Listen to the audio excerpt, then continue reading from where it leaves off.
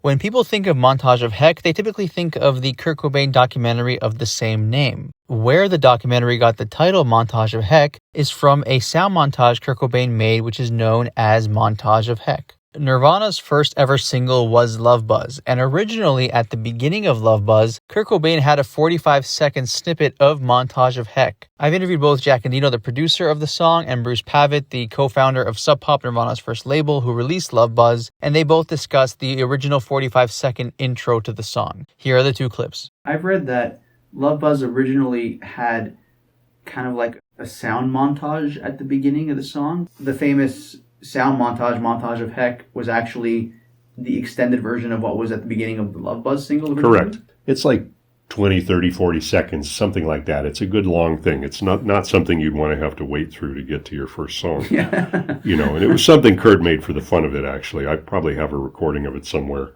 But, and I think it's been bootlegged, although I'm not sure how or where it came from. But we only used like the last 7 or 8 seconds of it, something like that, right before the song kicks in. So it is on the 7-inch, and it was from a longer thing. And it's just Kurt with a cassette deck just pressing the record and the stop button repeatedly while recording different sources. Their first single for us, Love Buzz, sounded great. It was a cover, though, again, showing you that Kurt's songwriting hadn't really matured. So the first single we released was a cover. We released it in November of 1988. The next day, one of my best friends, Charles Peterson, the photographer who had documented much of the scene, called me up and said, I threw a party last night and I threw on Love Buzz and we just kept playing it over and over and over. So, yeah.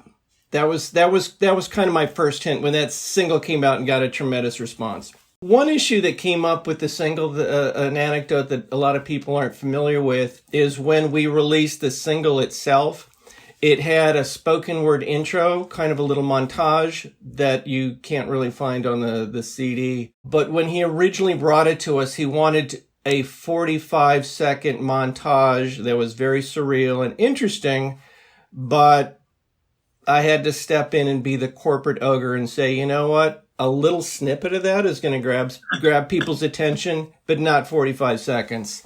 So Kurt and I would go back and forth on some of the creative stuff, and I felt it was a healthy relationship.